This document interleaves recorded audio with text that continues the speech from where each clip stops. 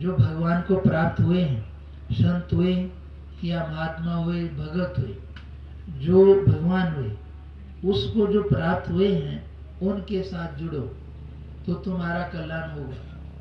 इसलिए जुड़ा हुआ उससे संपर्क वाला ही संपर्क करा सकता है, लेकिन जो खुद ही गड्ढे में पड़ा हो तो दूसरे को क्या निकालेगा।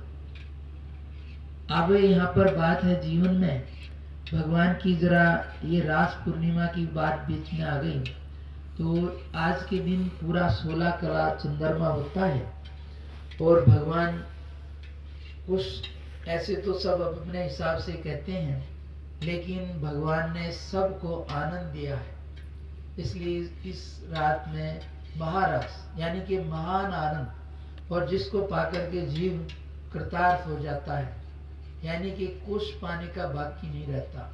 अर्थात दुनिया पूरी एक आदमी को मिल जाए उसकी संतुष्टि नहीं होती है, लेकिन आत्मा की एक झलक किसी को आ जाए तो कहते हैं कि उसका दुनिया खत्म होनी शुरू हो जाती है और हो ही जाती है। इसलिए लंकनी की बात आती है, आप रामायण पढ़े सुने होंगे, सत्संग की बात चलती है, यहाँ भी बात करते हैं, सत्संग होता है। भाई ये सत्संग क्या होता है। लंकनी ने हनुमान जी को रोका तो हनुमान जी ने एक गुस्सा मार दिया, और गुस्सा मार दिया तो उसको खून निकल गया, गिर पड़ी, उठ के संभल के उठी और बोलती है हनुमान जी से, मेरा बहुत बड़ा पुण्य है, मैं राम जी के दूत को अपनी आंखों से देख रही हूँ। और क्या कहती है कि दुनिया में जितने सुख हैं स्वर्ग इत्यादि के, और जहाँ तक भी, उन सब को एक तरफ रख दो और एक क्षण का सत का सुख आनंद एक तरफ रख दो, तो ये सारे मिलके इस एक क्षण का मुकाबला नहीं कर सकते। आपको बात समझ में आई होगी कि सत्संग का एक क्षण का सुख और दुनिया के जितने भी सुख स्वर्ग जहाँ तक कहीं तक भी हैं, वे सारे एक तरफ और ये एक तरफ, तो वे सब इसके छोटे पड़ते हैं। तो आप सोच सकते हो क्या कैसा सुख होगा वो, कोई सोच नहीं सकता, हम भी नहीं जानते, लेकिन इतना है कोई हमें मिला है। वो बोलता था कि महाराज दुनिया में कुछ ऐसी चीज है ही नहीं अब जिससे उसका संकेत भी कर दें, वो बहुत मन माने से परे की चीज है। अर्थात लंकनी राक्षसी है, वो कह रही है अब उसको क्या सत्संग हो गया। अब यहाँ तो देखो सारी रात चली जाती है ना, कितनी जिंदगी चली जाती है, लेकिन किसी को कभी कुछ झलक आई। और हनुमान जी बोले नहीं है, सीधा गुस्सा दिया है और सत्संग हो गया। और आज किसी को गुस्सा मार दे तो क्या होगा, झगड़ा हो जाएगा ना।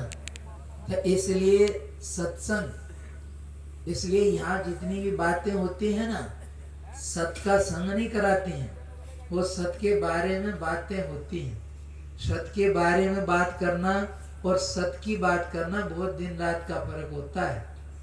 यहाँ तो सब सत के बारे में ही बात होती है। सत का संग ना जल्दी किसी को होता है और ना कोई जल्दी किसी को करा सकता है।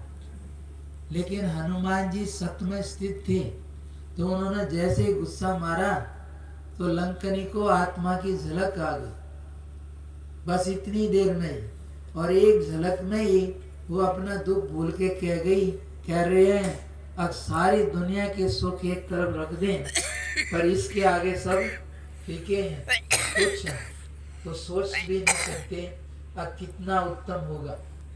और भी भगवान बोलते हैं कि आत्मा का 1 मिनट का सुख इस दुनिया में आ जाए तो 1 साल तक पूरी दुनिया कूदती रहे। आदमी को तो जितनी जिसकी समझ है ना उतना ही बोलता है, लेकिन अब कहीं भी कोई भी विवाद होते हैं ना, कोई किसी को बोलता है ये ऐसा है, घरों में भी झगड़े होते हैं, एक दूसरे को दोष लगाते रहते हैं, लेकिन सत की थोड़ी सी भी महिमा या सत का कोई थोड़ा सा भी संग कर ले तो उसकी क्या महिमा है। अब उसके लिए पूरी दुनिया दोष से रहित हो जाएगी। हम ज्यादा तो नहीं, भगवान की कृपा से कोई कुछ भी बोलता है तो कुछ ऐसा नहीं होता है। अभी भाई साहब भी मजाक में कह रहे थे आगे महात्मा हाथ पकड़ते हैं, तो अच्छी बात है, सबके अंदर भगवान ही बोलता है। कभी हमारे को कोई उल्टा बोलता है तो स्वाभाविक प्रकृति क्या कहती है, उल्टा इसका बोलो, तो इसमें कोई बड़ी बात नहीं है। जैसा उसने बोला ऐसा तुम बोलो तो कौन सी बड़ी बात है। लेकिन जब वो दूसरा उल्टा बोलता है और तुम उसके लिए बढ़िया बोल लो या अंदर में भाव बढ़िया करो, तो ये भगवान की महिमा है, ये भगवान है, ये पुरुषार्थ है। यानी कि वो कोई उसके लिए कुछ भी करे लेकिन भगवान सबके भले का ख्याल करता है। इसलिए उसको बोलते हैं मंगल भवन अमंगल हारी और दरवह सुदशरथ अजीर बिहारी। आप इस बात का मतलब समझते हो? अर्थात भगवान मंगल का घर है, उसमें कभी अमंगल होता ही नहीं। आज तक अमंगल हुआ ही नहीं, उसमें अमंगल है ही नहीं। उसको किसी भी प्रकार से कोई उससे संपर्क कर ले उसका आनंद ही होगा, उसका मंगल ही होगा। इसलिए भगवान सब अमंगलों का हरने वाला है। तो वो भगवान हमारे पर प्रसन्न हो जाए, ये प्रार्थना है।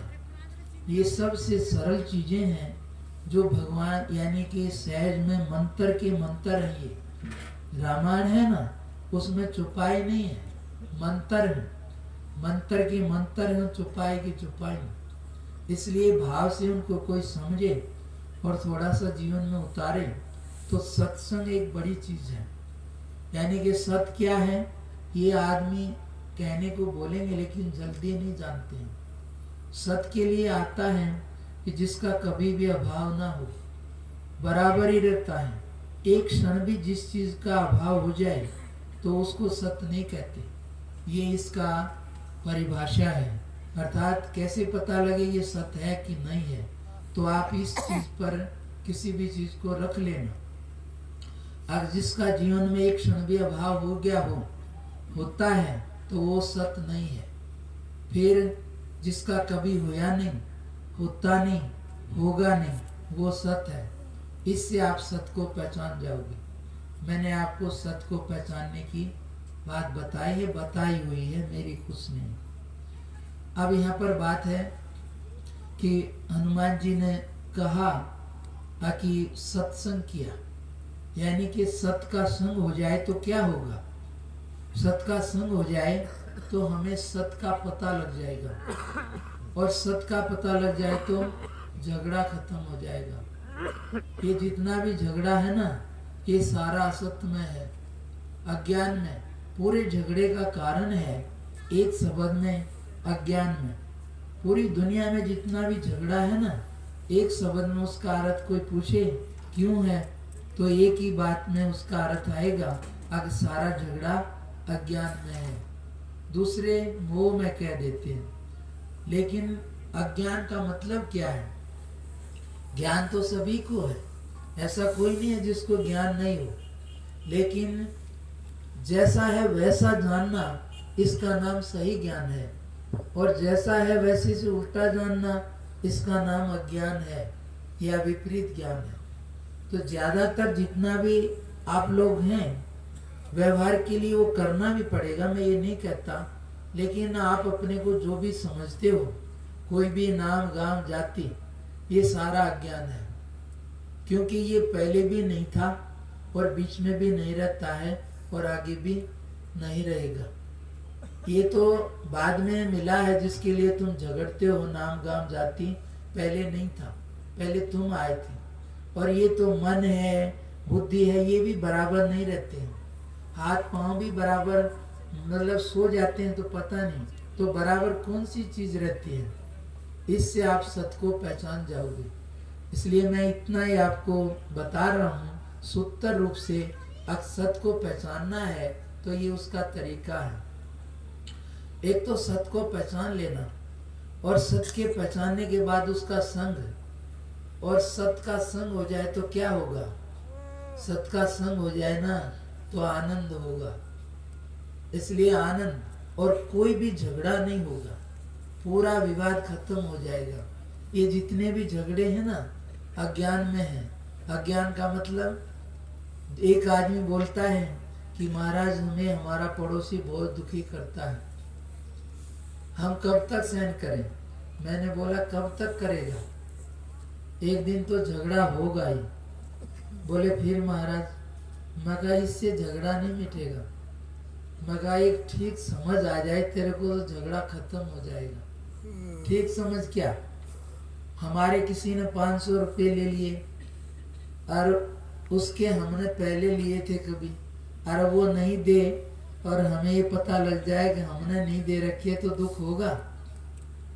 नहीं होगा ना भाई। हमारे किसी ने ले लिए और हमने उसके ले रखे हों और वो नहीं दे तो हम कुछ कह सकेंगे? क्योंकि हमें पता लग गया भाई हमने नहीं दिए उसके तो उसने हमारे नहीं दिए। लेकिन ये झगड़ा कब है? जब हमें समझ नहीं है। इसलिए ठीक समझ आ जाए सत्य का संग का मतलब क्या है। अब जैसा है वैसा समझ आ जाए, और जैसा है वैसा समझ आ जाए तो सारे झगड़े खत्म हो जाएंगे। क्यों हो जाएंगे? अब सही समझ आने के बाद यहाँ पर कोई दोषी दिखाई नहीं देगा। दोषी दिखाई देता है तो हमारी समझ की कमी से दिखाई देता है। आदमी दूसरों में दोष निकालते हैं, लेकिन यहाँ जरा सा भी कोई किसी को दोष या दुख दे ही नहीं सकता है। एक उत्तम समझ की बात है। अब कोई भी कुछ भी बोले तो हम दूसरे को कहेंगे कि ये खराब है, लेकिन यहाँ कोई भी खराब नहीं है। खराब दिखता है तो हमारी समझ की कमी है, और ठीक समझ आ जाए तो उसका क्या फायदा होगा? अब जैसा है वैसा पता लग जाएगा। इसका नाम है सत्य का संग। और जैसा है वैसा पता लग जाए तो फिर कोई किसी को कुछ कहेगा? भाई हमने किसी को पहले गाली दी और वो हमें दे तो हम कहते हैं उसको कि क्यों दे रहा है? नहीं कहते ना, क्योंकि हमने दी है। लेकिन वो कहता है पहली बार में तूने क्यों दी, कहेगा ना। लेकिन कुएं के पास गाली देते हैं तो आवाज आती है ना। भाई राजा का हो तो राजा की आएगा, और चोर का हो तो जैसा भी हम बोलेंगे वही तो लौट के आएगा। इसलिए संसार एक बड़ी व्यवस्था में चलता है, साधारण आदमी की व्यवस्था नहीं है। ये तो साधारण आदमी तो एक अपनी समझ रखता है, लेकिन ठीक समझ आ जाए और कोई हमें गाली दे और ये पता लग जाए, कुएं के पास जब गाली आती है तो कोई पलट के कहता है कि क्यों दे रहा है? नहीं बोलता ना, क्योंकि उसको पता है मैंने बोला है वो आ रहा है। तो इसलिए ठीक समझ जब आ जाएगी तो ये पता लग जाएगा कि किसी के अंदर भी कोई भी हमें कुछ कह रहा है तो ये पहला हमारा है और वही आया है। यदि नहीं होता तो आ ही नहीं सकता। इसलिए लौट के वही आएगा जो हमने भेजा है, और भेजा नहीं होगा तो कहाँ से आ जाएगा? और जैसा भेजोगे वैसा ही आएगा। अब समझ इतनी है, अब पहले का अब आ रहा है और अब का आगे आएगा। आदमी को ये समझ आ जाए कि अपना ही आता है तो कोई कुछ भी बोले तो उसको ये नहीं कहेगा तू ऐसा क्यों बोलता है।